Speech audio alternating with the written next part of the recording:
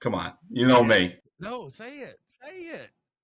It did piss me Say off. it. And that's good. I want people to know it's okay to be pissed off. You can be 20 something years old and be pissed off enough to go be better. It can force you to be great. It's okay to be upset.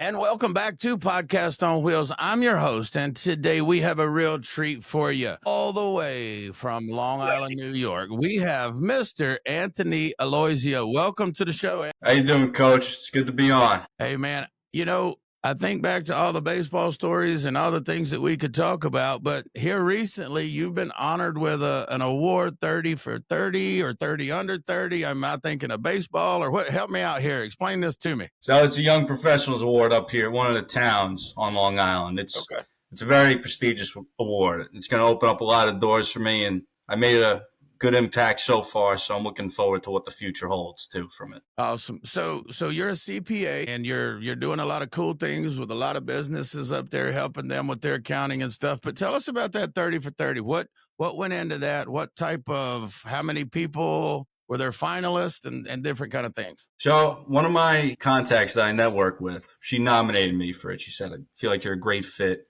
You helped me out so much, and I want to nominate you." I said, "Sure, I'll sign up for it." So I put all the information in, and sure enough, I heard back in February that I got accepted. I know two of the other gentlemen that got accepted as well, nominated too. One was an insurance guy, and another one was a financial planner. Good people. It's going to open up a lot of doors with networking. I've been networking for a bit now, and it's all coming together. Awesome. So I know that you've worked in accounting. What does your dad do? I'm trying to remember. What does your dad work at? He's a financial advisor, so Right. it's So a little I thought similar. I thought there was some tracking of finance. I mean, we won't go into your brother being the stinky hockey kid and all those kind of stories. All right, but good luck to that joker. But staying here with what you're doing, and being included in that type of conversation. And you're 20. How old are you now? 27. 27. So is this something that you continue under 30 the next few years? Is that something you can be up for again? Does that grow? How does that work? So they also have a 40 under 40. Okay. Okay. Cool. Yes, and they also have a couple of groups too. So I want to get more involved and see what kind of doors that opens. All right. So here's the question that I've wanted to ask you that I don't know that I've ever asked you. What is it about accounting, man? You were a pretty decent baseball player and did a lot of other things, but what is it about numbers? Like that just being a baseball catcher, accounting? Help me understand this. Well, at the time, I was originally thinking about pharmacy when I was playing for you. And then it just hit me. I wasn't a fan of science. And I saw this Bernie Madoff documentary and how the FBI got him. Like that hooked me in there. I wanted to be a forensic accountant. I wanted to go after the Bernie Madoffs and help the people. But then after working in public accounting, I got into relationships. I help people operate their businesses with their books, their taxes. And I said to myself, you know what? I kind of like this relationship a lot better than putting people away. You're helping them build their business. You help growing with them. And don't get me wrong, baseball has treated me very well. I loved it. I umpired. I pretty much saw every perspective of the game, which I'm honored to be a part of. If I could go back, I would definitely do some coaching too. Because like you said before, I mean, the impact that you have on a player, they'll remember that. I mean, I got so many stories of us. Like I still remember the first catching lesson that you gave me. Do you remember that? Tell me, I will. I don't right now. Tell me. You told me you do a handstand against the wall and do push-ups. And I did without hesitation. You're like, wow, I can't believe that you trusted me to do that. I said, of course, yeah. Put my full trust in you. And hey, you tell me to jump, I'll say how high. Yeah. No, I do remember that now because at that time, that was when I had finished my CSCS. I was doing some grade cook physical therapy, some testing, and some assessment stuff. But I wanted to carry that a step further with the athletes that I got to work with. And I was like, you know what? I really don't want to work with kids that don't want to get better. They don't want it. So I'm going to ask them to do something because I had to quit doing that not long after you because some kid tried it and he almost hurt himself, so I had to find a happy medium. He did fall, and he went down on his head. I'm like, how did you go handstand down on your head and neck? So, but anyway, that was a side story. He, but no, but it's like, find out who wants it and see that. So that's probably why we're still talking now. But here's some stories that I remember about you as far as a player is that you cared about everything. Almost to the point where I didn't want you to care about so much. I almost wanted you just to sit down and breathe and just not care if you struck out or missed that ball because I didn't want it to affect you again. But to see you over, 15, 16-year-old player grow that summer and now see you as a grown man getting awards and stuff. That's the coolest part for me, right? That's the part that I miss about the coaching. That's the part that I miss about being on the field. But Ant, tell us a little bit about, like you said, you're helping people. And that's the one thing that the reason we still talk and the reason that we resonate and have similarities is that it doesn't matter. We've talked about it. I've sold some vehicles. You've had some cool vehicles. What was your first vehicle? I'm trying to remember. Yes. Yes. That was badass. You still got it? We still got it. We're going to restore it soon. That's awesome. That's awesome. Yeah, I'd forgotten that. But sitting here looking at you, I'm like, wait, he had a sweet car. So, but yeah, we've had those conversations and things. But at the end of the day, it's people to people. It's being real with people. So, and Anthony, tell our viewers, when's your birthday? July 7th, 1997. Yeah. So if you just invert the 9 and the 7 there at the end, I got the same thing, 7779. So, maybe that's why we hit it off. But Anthony, tell us a little bit more about your people to people relationships and the business you get to do.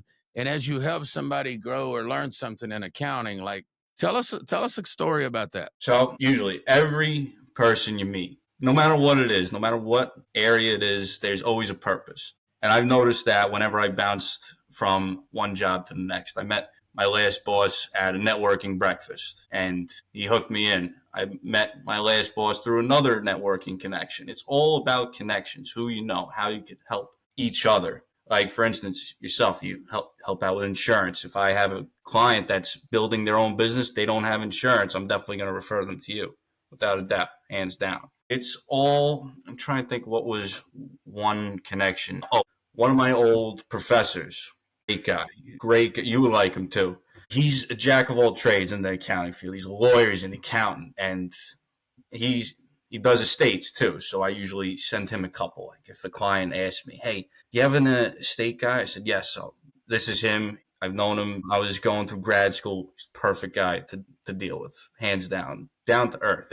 It's nice to meet the down to earth people that want to help, like you said, that care, and it goes a long way. It definitely does. Yeah. So tell us a little bit about what it's like, because a lot of our viewers here, now granted, Anthony's in Long Island, New York. We're in Alabama. First introduced myself and got to talk to your parents among the other group. There was one parent in the room, Mr. Visconti, I'm not going to mention any names, that said he was surprised I had shoes on. And then, he was like, y'all actually have paved roads in Alabama? And I was like, yeah, bro. Yeah. When he called me a redneck, that's when I told him to stop. I said, you're not from there. You can't call me one of those. So that's where I drew the line. But the biggest compliment I got up there was people said they couldn't tell if I was being a smart aleck or I was being, upset or nice, because everything came out so sweet. And so the umpire said they never threw me out because they couldn't tell if I was being an ass, because they were used to people being more blunt, right? Like just F you. And I was like, well, I tried to say it the Alabama way. So, but tell us what it's like growing up there in Long Island. Oh, Long Island, it's nice. You got the four seasons. I'm not a fan of the winter though, but it's perfect because you got water all around you. I'm a big water guy. I love being on the water. If I could do it every day, I'd be fishing. It's just so zen. It's the one thing we don't have is the mountains. That's the one thing. It's only an hour away, but Long Island, you got all these cool little towns, and it's everybody knows someone. There's somehow some connection in any town, anywhere. Like if I throw a rock in, say, Massapequa, I got a bunch of friends that are all over there. It's ideal. I think it's one of the best places to live. It was awesome to see the similarities in the community and how people cared for people. That was the same. Now, land, a lot more expensive up there. Different things, different people, but at the end of the day, that was something that when you really get to know people, sure, people can say, well, people in New York are this or that, but it's like, well, you're not from there. And y'all feel the same way when you come down here. Sometimes it's like, well, you guys from Alabama, y'all weren't you good old boys, sons that you know what? It's like you didn't get in because you weren't part of the crew. But that was the one thing cool about the people up there was driving vehicles on the beach. That's not something we get to do really in Alabama, maybe in Florida. But tell us about when you go to the beach. Like, what's it like out there? Because we go to the beach and it's like there's some brown sand and some blue water. But what y'all's beach is like? It depends. It depends upon the beach. The North Shore beaches are rocky. They're okay, but they're good for fishing. I mean, anywhere's good for fishing. Usually the South Shore beaches, it's more sandier. But the water, it could go either way. It couldn't be it's not as crystal clear blue as Florida is. Okay. Okay. But it's doable. I got you. Well, one thing that I think our listeners would appreciate is I think we actually rode in the same vehicle to South Carolina. Was it me, you, Buddy, and your dad? Was that right? But that's correct. I think remember that's that how trip. much money I had at the time. I didn't know if my Tiburon would make it or if I had enough gas money to get there. That's probably why I asked if I could get a ride, and I probably had to no, I'm teasing. But no, I really was thankful. But on that trip, we stopped at a place called Chick-fil-A. Did that forever change your life? Well, that definitely did. It changed my life, and it changed one of my good friends' lives, Matt Marino. You remember that trip? It did. In 2000, what year was that? 2013. 13. You got introduced for Chick-fil-A. So do they have it in Long Island yet? Now they do. They have quite a few. I want to say there's one in Hicksville right down the block from my job. There's one from my previous job, too, down the block. Now there's like about 6 on the island. Awesome. No, I thought that was the funniest thing. I'm like, oh, you guys thought you had everything, but you didn't have the best chicken out there. But yeah, you do now. So We didn't. So what are some stories you said you may have a story or two for the people about when I was coaching, and you feel free to say whatever you want to say, brother. It's real on this show. Well, since we're down in South Carolina, I did want to go over about Alan.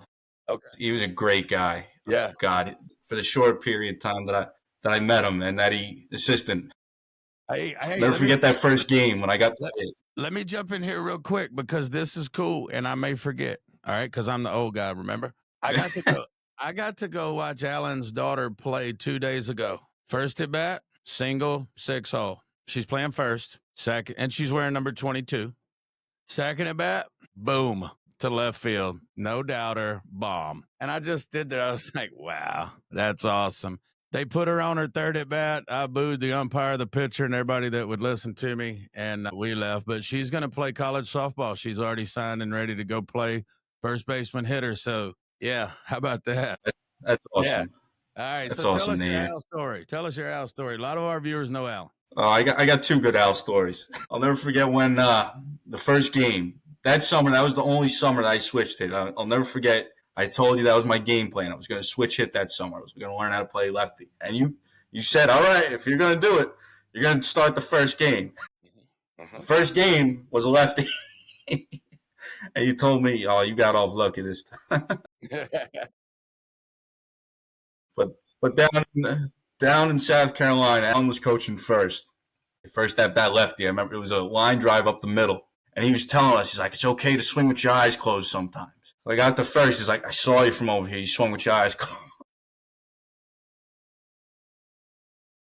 He probably did. He probably did. He believed he did anyway. Yeah, and then the second one was from South Carolina, too. It was when I remember we were going, it was the next day, we were going down to have breakfast. I think it was the 3 of us. It was the 7 of us because your dad was there and your nephew was there, too. We went down, we were leaving your room, and the maid was like, oh, did you guys win? You said without hesitation, of course we won. We didn't even play the game. Alan follows you out. He's like, yeah, we're the state champs. He taught me a lesson that day. I still do that to this day, because, look, it's a mindset game, and I still believe it. It's like, hey, they ask you if they won. I woke up. I'm breathing. I'm alive. I'm winning. I'm a winner. Because if you tell them that you lost your game, how do they look at you? Does the waitress want your number after that, after the game? No. She don't want the loser's phone number. She don't want to go on a date with the guy that lost. She wants to know the team that won. So, yes, that's the only time somebody could say that I did not tell the entire truth. If they asked me if we won, I said yes, but they didn't ask me the baseball game. I was just winning some game. So, No. Thank you for sharing that Exactly. one, bro. You got any stories that shouldn't be told on the air? Plenty of stories. I hear you. I hear you. Well, let's look at this. These what are some of those stories that maybe have impacted your work or a situation that you could correlate? Say this happened in baseball, this happened in life, this happened in sports. You know, because I've done a lot of shows with a lot of athletes, and with our background, right, man? You know, we've been around a lot of players, and people ask me sometimes, they're like, "How are baseball players so successful at business?" And I used to say, because we know how to fail. We can go 3 for 10, but we also know how to win when we only go 3 for 10. And you got to look at that next level. Like, hey, I may not look great on the outside to the world that you don't see this, this, and this, but I'm going to find a way to win the game. And I'm going to win today and the next little bit and the next little bit. And I know that for you, you challenged yourself. Yes, I do remember the switch hitting thing. If I could do that over again, I would do it the exact same because of that story right there. If you're going to do it, commit to it, do it the first time. But where are some things that you can correlate and you brought into the accounting world or the business world or the relationships, like you said? What is something you brought from sports to life? You definitely taught me how to become a leader and to be a captain because you said it first. The catcher, they see everything that's going on. Yeah. They see it before anybody else sees it happening. Everybody has eyes on you. You have eyes on everybody. So you could see how something plays out. You could dictate and work with the team. So back in my previous job, we used to work on bigger teams for our construction audits. So I used to be able to dictate and move around everything for the staff. So that definitely helped me. It helped me become a leader. And it helped me you got me out of my shell. Without you, I would not be the person that I am today. I know I'll say it 1,000 times over, but you helped me get me out of my shell and to get me to be that leader that I needed to be. Awesome. And yeah, and it definitely helped me. Like, I mean, talking to clients at first, like people, you know me, I'm a phone caller. I'm not a texter. I Yeah. can't stand texting. Right. And I remember when I was first calling clients, everybody's looking at me like, why is it coming so natural to you? I'm like, I'm a talker. I don't like dealing with the emails. I don't like dealing with the texts. I know people call me old school, old fashioned, but that's me. That's just me. No, And that's it's helping awesome. like planning. Yeah. Yeah. No, go ahead. You're planning ahead. Go. No, exactly. It's like helping, like, you know how the catcher could see the play. If it's going to be a play to third, play to second. It also helps us, like, with estimating for people's taxes. I mean, we don't have crystal balls. We don't know what's going to happen. We could have an idea, a plan, in order to project it forward and prepare ourselves for that plan. Crazy how much baseball works with life, too. Well, you know, I've I've really got I've dove a lot deeper, I would say, into correlate and see those things because sometimes when athletes get out of the athletic world and they get into the business world, it becomes difficult because they can't draw those correlations like you're doing. Because I do see some guys that they struggle with it because they were always able to physically win, but they weren't able to mentally win. And I don't know if you give yourself enough credit of how smart you really are and how you absorb and you retain knowledge. So tell us a little bit about like what's your degree and tell us and how what's school like for you? Let's get into your brain a little bit. What's that like? School, that was, I mean, I did overstudy. I did like to study. I mean, I majored in accounting. I got my MBA in grad school. I did minor in criminal justice too. That was interesting. I always liked that whole criminal justice background too. But I noticed too, like, when I was in college, that there were so many classes that were pointless. I mean, why would I, an accountant, have to take a geology class or a science class? Like, what am I going to use that? I mean, I could tell you what kind of wires are in that headset of yours. Copper, probably. I don't know. Right. Right. It's just like sometimes my old man used to say, it's useless fun fact, good for Jeopardy. I got you. I got you. They So give me a book about useless fun fact. there you go. There you go. So as you look at like your future in this world in Long Island, if you will, in the accounting world, the business world, what are some things that you can go on record as saying like these are things that you have to look forward to, or there's certain levels of your business that you can get to? Like if somebody, because what I'm trying to do here is we've got a lot of athletes that are going to watch this show and they're going to say, okay, well, what if I want to get into accounting? but I don't know that I'm going to be able to get my MBA. I don't know if I'm smart like this guy. I don't know if I'd be able to do numbers. And I don't know, what would you say to somebody? They're interested in accounting. They're an athlete.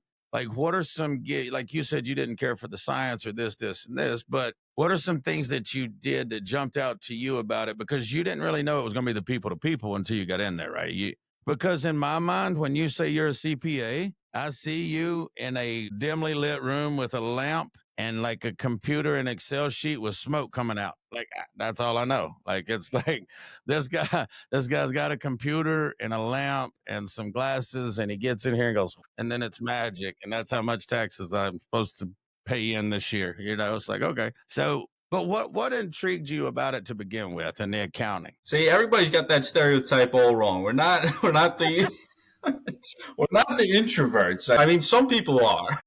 Right. My chemistry teacher years ago, she said that she found it odd that I was going into accounting. I said, "Why is that?" She's like, "You love to talk. Right. You're good with people. Right. Accountants, they don't love to talk." But as I met all accountants throughout the years, some of them, they love to talk. One of the partners at the firm, he's on the phone all the time, Yeah. so he loves to talk to people. Yeah. And it's a good way to build you have to talk. You have to network. You can't be in the bubble. You can't be in the shell. You have to get out there. You have to introduce yourself. Hey, I'm Anthony Aloisio. I'm a CPA. I specialize in construction, restaurants. I do taxes as well. It's all about, it's all about building the connection. If someone can trust you and they like you, that's it. You're set. Yeah. You have to be, and it goes a long way. It definitely does. And also discipline, especially for getting the CPA. I mean, I was a hermit for, I want to say a year. Yeah, a year and a half to get my CPA license. Luckily, it was during COVID, so I didn't miss much. Hey, good point. Yeah. Yeah, and it's all about bouncing back too. I mean, I remember my first test. I'll never forget it. I don't know if I told you a story, but when I took my first part, it was my buddy's birthday, November 7th. I'm superstitious, of course. Us New Yorkers, us Italians, we're very superstitious. So I always pinpointed times I took a test around people's birthdays. And after I finished the first part, my computer shut off on me, went black. Yeah, I'll never forget that. I'll never forget that feeling. And then I missed it by 3 points. 3 points to pass that test. Did it tell you when you missed it? Not right away. I had to wait 3 weeks. So it was. Well, I don't know if it feels any better, because when I tried to take my Series 6, or is it SIE before Series 6? Help me here. The finance I know my dad knows.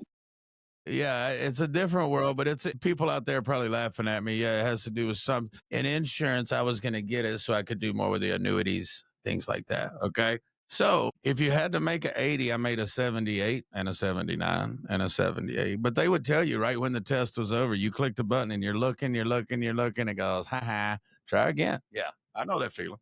I know that feeling. But after that, I was able to pass everyone after that.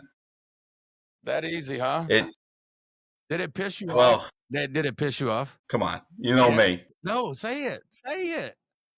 It did piss me off. And that's good. I want people to know it's okay to be pissed off. You can be 20-something years old and be pissed off enough to go be better. It can force you to be great. It's okay to be upset, right? I mean, the violence does solve some things, and that's studying habits. Maybe, punch yourself and go get it done. But I'm joking about the hitting yourself, but I want people to hear that. And I want people to hear that, as a former athlete, you didn't win and you got smacked in the face and you said, okay, all right. I'm going to find a way.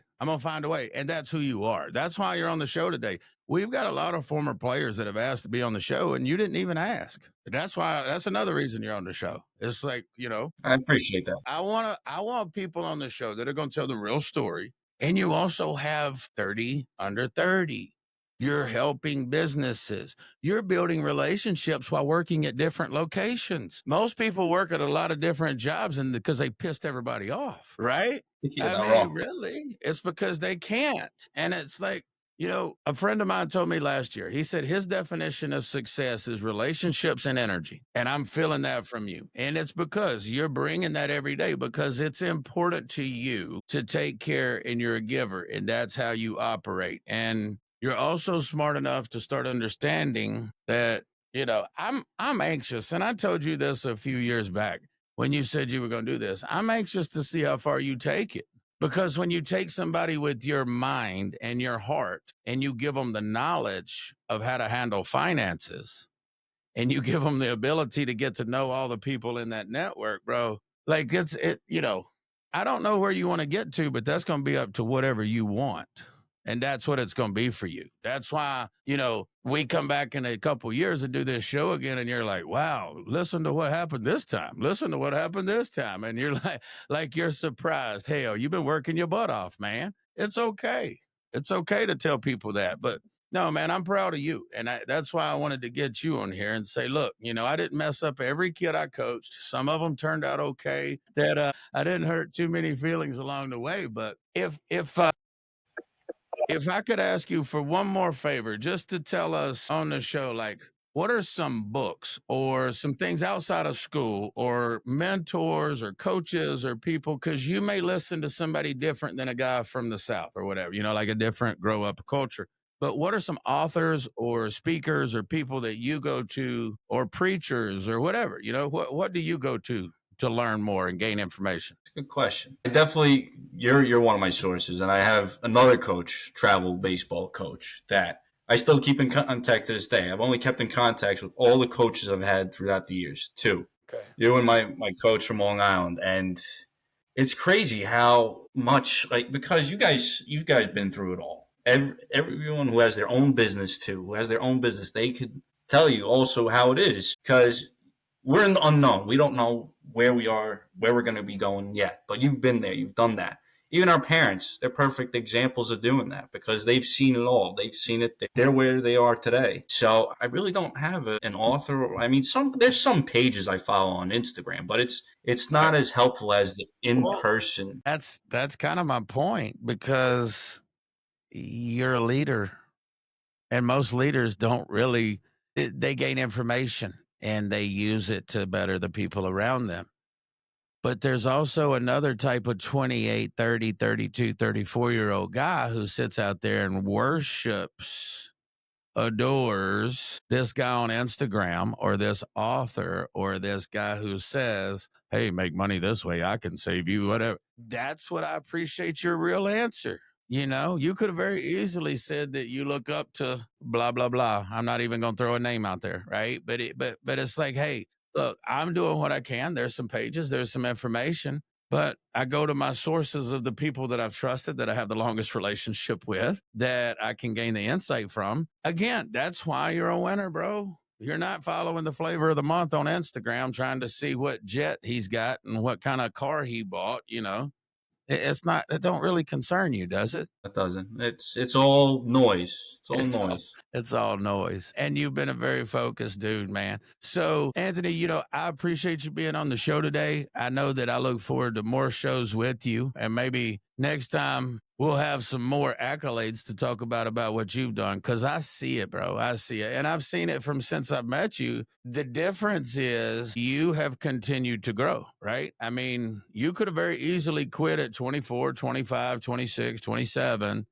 and said, I've made it. I've arrived. This is where I want to get to. How old were you when you finished your CPA? I finished. It was 2021. So that was 3 years ago. I was 24. Yeah. Right. And that's kind of what I was thinking. You could have finished that at 24, 25 and been like, I've arrived. Well, you wouldn't have got that award this past month or two when it was, and you wouldn't have got that, and you wouldn't have made this connection. So that's what I'm looking forward to. What I'm looking forward to is, where's Anthony next year? Where's Anthony the next year? And how many more people's benefiting from getting to know Anthony, Is there anything else that you want to throw out there on this show? Coaches, I'll never forget how you got me into Duck Dynasty too. Let's go.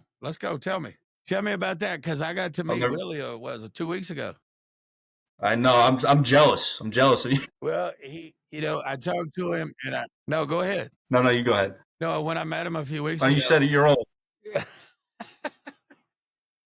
I also don't care if I interrupt young kids, I guess. No, it was just a pleasure meeting him, because he is who he says he is. There was no fluff, no BS. And I talked to him for 2 seconds as we said hello, and came through a line like everybody else, and then sent him a message, and he may end up right here or looking at him like I'm looking at you, or we may run this thing down to Louisiana. I'm not sure yet, but that's what I like about those people. He's the same as you, bro. He's real. He's honest. He gets upset when he fails and he wants to win, and he thinks everybody should win. It's the same people, It's just he You're right. made little wooden things called ducks, and you're helping people make more money. I try and save money. Save it. Is that what you say? I say make it, because I'm done with the saving. You got to spend it here. But yeah, maybe I need to talk to you. Maybe that's the problem. I will get it taken care of now. Anthony, thank you so much for being on the show, man. Tell your family that we said hello. And for those of you watching at home, this show was a little more relaxed, chill, laid back. But Anthony was a player in 2013 and became a friend shortly thereafter. When he was playing for me, I couldn't act like his friend, even though I admired his effort. And the last story that I'm going to tell, there was a game that we had, and I told you if you had a pass ball, I was going to bench you, and you had it in the first inning, and I benched you. And I remember your dad didn't speak to me for a few innings until a guy named Buddy went over and said hello to him. And Buddy looked at me and he goes, I love it. I love it. I love it. You kept your word. You took him out. He said it was a horseshit pitch to take him out on the pass ball, but you kept your word, because it was like in the left-handed batter's box. You had no chance of getting it, but I called it a pass ball instead of a wild pitch, and you got the point. And you're doing good today, so it's okay. So that's the story I'm going to confess before. One more? I did have one more story. All right. This is one to end with, too. I'll never forget. Remember that triple header in Delaware? Mm-hmm. That you had me catch, and you took me out. I was having a frustrating third game. I was winning we won the first two, and that third one I was twisted as you remember. Yeah. Do you remember what you asked me when you took me out that next inning? You don't remember? You said to me, "What'd you learn this season?" And you know me, I was pissed off at the time. I couldn't think of anything off the top of my head. And you looked at me like, "I'll come back later." I never got to answer that question. Wow. I was thinking about that. I never got to answer. I wanted to say, you told me to be a leader and to be a captain. Also, with thinking smart and more on my feet. I remember when you taught me how to do the outs plus one. I used that through my college career. You remember the outs plus one with a guy on second. The college pitches, they couldn't add still. The only one that still knew how to do it was Austin. I played with him through college. You remember Austin? Yeah. Pitchers definitely brought me out of my shell. Brother, thank you. Well, we had to direct them. I guess it took, some players never answer the questions I ask, and it only took you, 12 years or something like that? So, it wasn't that long that it took you to finally give me my answer. So thank you for that. But the sincerity there, man, that's what it's all about for me. And I hope that you continue to do that for the next group. And I hope that the group after that continues to do it for the next group, because that's what it's all about. That's what life's about. We God gives us what we need. It's up to us to share it. So, Anthony, thank you so much, bro. And we'll have you back on periodically, because I think I've had more fun on this show. The show with you, the stuff I've done with some of the other guys, it's just I get to relax and enjoy myself. It's not all, production. So thank you for this. Thank you for this. This has been a good, relaxing show. But thank you guys for joining us. And if you gained something from this show, comment below. Reach out to Anthony if you have any questions about business. He told us he's got the background. He's got the CPA. The guy knows his stuff. He's an amazing young man, and he can help you out. If you need to reach him, you're going to have to go through me, because he doesn't text and he's not going to email. So you don't have his number. Go through me and I'll get you in touch with him. Thank you guys for watching Podcast on Wheels. Bro, Appreciate it, Coach. That was awesome, bro. Thank you. Sincerely. Thank you. Thank you.